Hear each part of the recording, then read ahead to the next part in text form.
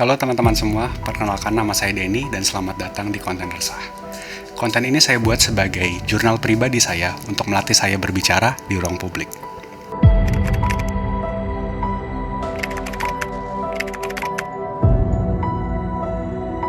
Tahukah kamu kalau hidup kamu dan saya terancam oleh penderitaan yang besar?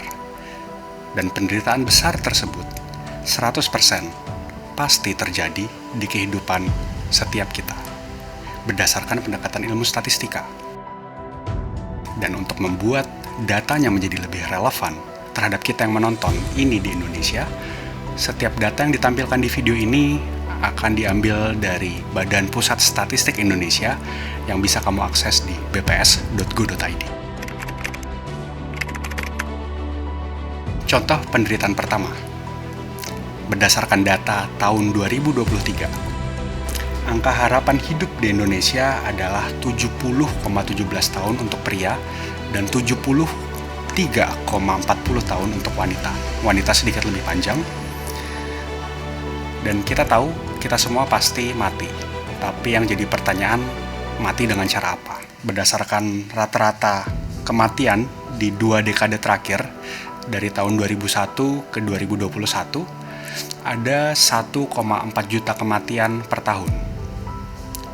Dan dari 100% kematian yang terjadi, 73% disebabkan karena penyakit tidak menular seperti jantung, diabetes, kanker, dan lain-lain. 17% lainnya meninggal karena penyakit menular seperti TBC, diare, atau AIDS.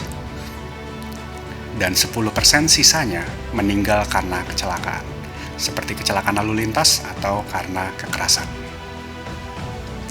Jadi setidaknya kita akan mati dengan salah satu cara tersebut. Lalu kita ke contoh penderitaan yang kedua. Kita bicara tentang resesi ekonomi. Di 2025 ini kita bersiap untuk menghadapi resesi ekonomi. Namun kalau kita melihat ke belakang, ke 70 tahun sebelum ini, sepanjang 70 tahun, berapa kali kita sudah mengalami resesi ekonomi? Dan ternyata, kalau 2025 ini terjadi, kita akan mengalami resesi ekonomi kelima. Jadi sebelumnya kita sudah mengalami 4 kali resesi ekonomi. Yang pertama itu terjadi di tahun 65 dan 66, di mana kita mengalami hyperinflasi. Di Indonesia, inflasinya sebesar 635% karena cadangan devisa kita hampir habis. Lalu di tahun 97-98 kita tahu kita mengalami krisis moneter, harga dolar terhadap rupiah itu naik signifikan dari 2.400 rupiah per dolar jadi 16.000 rupiah per dolar. Akhirnya ada kerusuhan, akhirnya ada penggulingan kekuasaan, dan lain-lain. Lalu yang ketiga ada krisis ekonomi tahun 2008.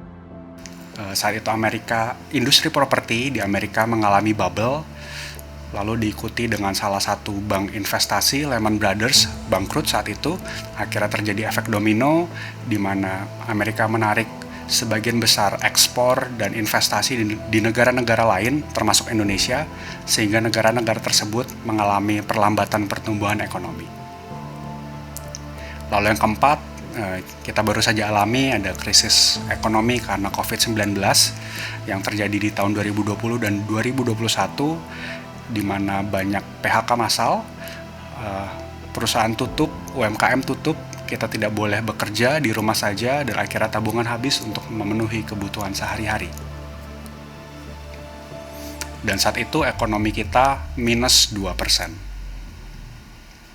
Dan sekarang kita ada di 2025, di mana Amerika menerapkan tarif resiprokal yang dibalas dengan tarif retaliasi di beberapa negara, sehingga diprediksi akan terjadi perang dagang, dan setelahnya ada kemungkinan terjadi perang dunia ketiga. Ini kalau berdasarkan buku The Changing of World Order yang ditulis oleh Ray Dalio. Jadi setidaknya di sepanjang hidup kita, yang angka harapan hidupnya 70 tahun tadi, kita berpotensi untuk mengalami 4-5 krisis ekonomi di mana kekayaan kita tergerus. Lalu penderitaan yang ketiga, ada bencana alam. Di 2025 ini kita mengalami banjir yang cukup besar di daerah Jabodetabek.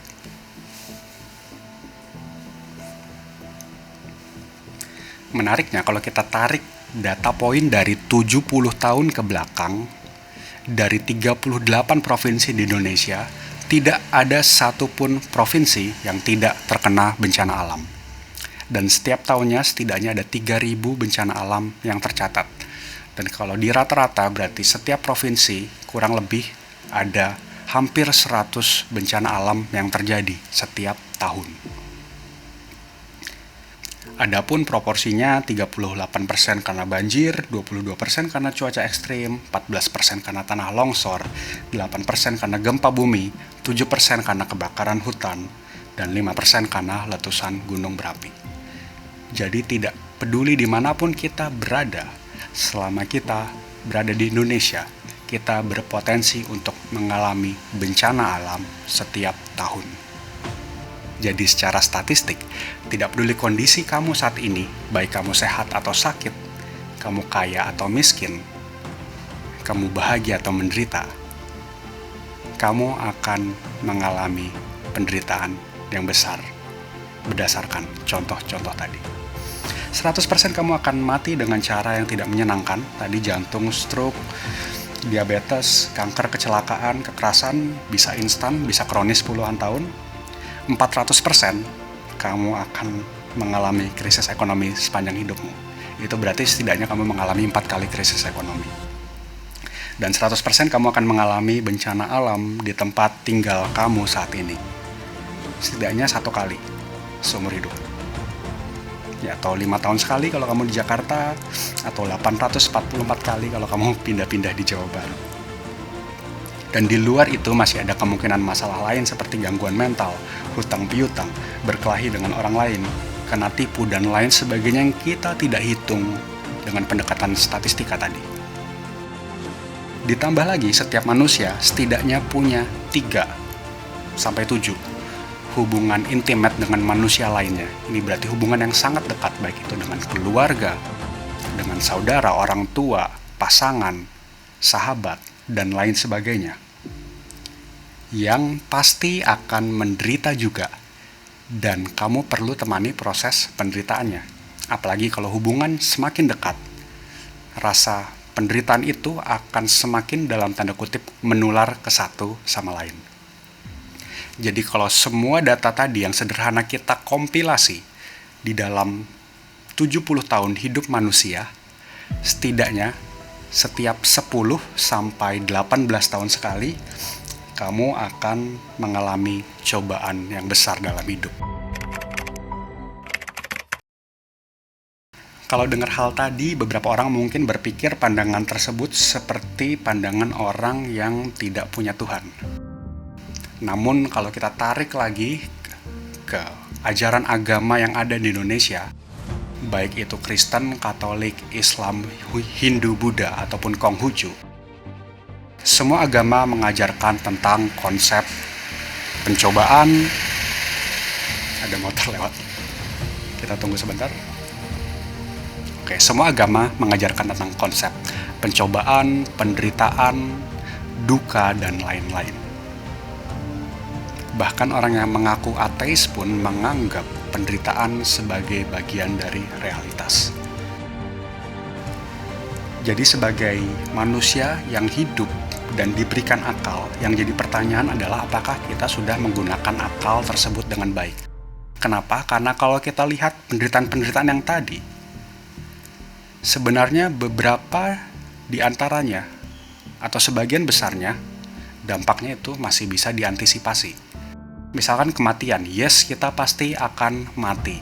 Tapi tahukah kamu, penyakit seperti jantung dan diabetes atau stroke adalah penyakit kardiovaskular yang resikonya bisa dikurangi sampai 90% kalau hidup kamu sehat.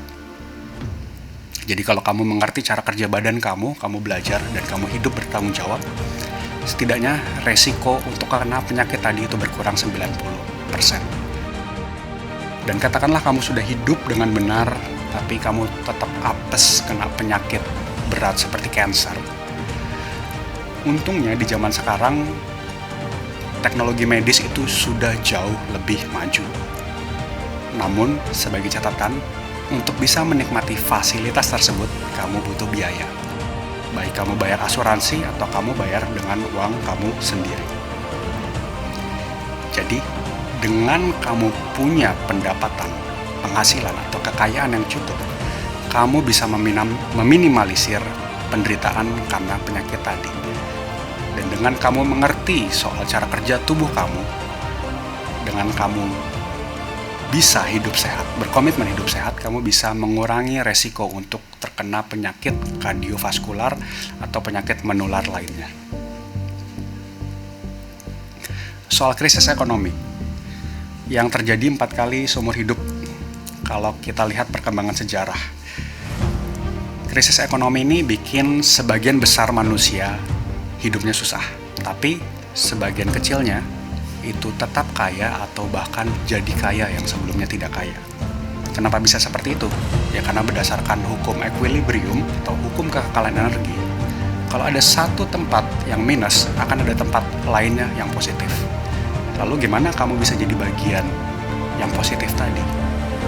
Orang-orang yang tetap kaya atau orang-orang yang menjadi kaya di tengah krisis ekonomi tadi adalah orang-orang yang paham tentang bagaimana cara mengelola uang. Atau sederhananya orang-orang yang bisa investasi di banyak tempat, sehingga ia relatif kebal terhadap krisis ekonomi. Soal bencana alam, kita semua pasti sudah dengar yang namanya BMKG. Dan kita semua juga sudah punya akses yang cukup ke berita, ke media sosial. Sehingga kita bisa cari tempat yang relatif aman dimanapun provinsi atau kota yang kamu pilih. Misalkan kita tetap memilih tinggal di Jakarta, dengan tinggal di apartemen, tempat kamu tidak akan kebanjiran. Atau kalau kamu tinggal di Jawa Barat dengan resiko puting beliung yang tinggi, kamu bisa bangun rumah dengan atap lereng yang rendah, sehingga resiko atap itu terbang karena terbawa angin itu sangat kecil. Intinya kamu bisa melakukan pendekatan heuristik, yaitu mensimplifikasi masalah berdasarkan problem yang spesifik dengan cepat. Dalam konteks ini, sebelum kamu memutuskan untuk tinggal di satu tempat, lakukan riset yang sederhana. Jadi kalau kita melihat ancaman-ancaman atau kita melihat berbagai penderitaan sebelumnya, penderitaan tersebut pasti datang. Tapi itu bukan hal yang pertama kali terjadi di sepanjang sejarah kehidupan manusia. Sehingga kalau kamu menggunakan akal kamu dengan cukup baik, semua bisa diminimalisir.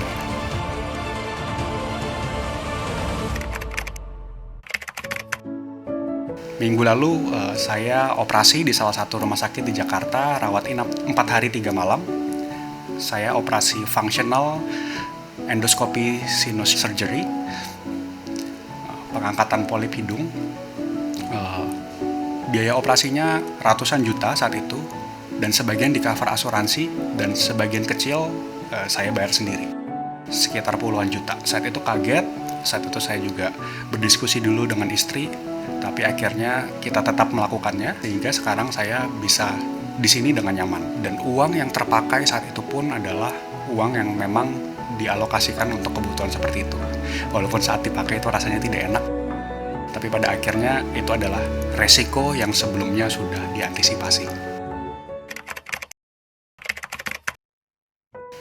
Jadi kesimpulannya, menurut saya pribadi, manusia yang baik adalah manusia yang bisa bertanggung jawab atas akal budinya yang telah diberikan oleh penciptanya kepada manusia itu sendiri. Di mana dengan belajar dari sejarah, kita semua bisa memahami resiko, khususnya untuk hal-hal yang pasti terjadi di kehidupan kita, seperti kematian, resesi ekonomi, bencana alam, dan kehilangan orang-orang terdekat. Dan ya, walaupun sehebat apapun kita mempersiapkannya, kita tetap akan menderita. Tapi satu hal, dampak dari penderitaannya itu tetap bisa diminimalisir. Dan terlebih lagi kalau kita sudah bisa mengatasi diri kita sendiri, menangani penderitaan diri kita sendiri, kita akan mendapatkan pengalaman yang cukup untuk kita bisa membantu orang lain menjalani penderitaan setiap mereka. Jadi, jadilah manusia yang baik yang memiliki akal sehat. Sampai jumpa di video berikutnya.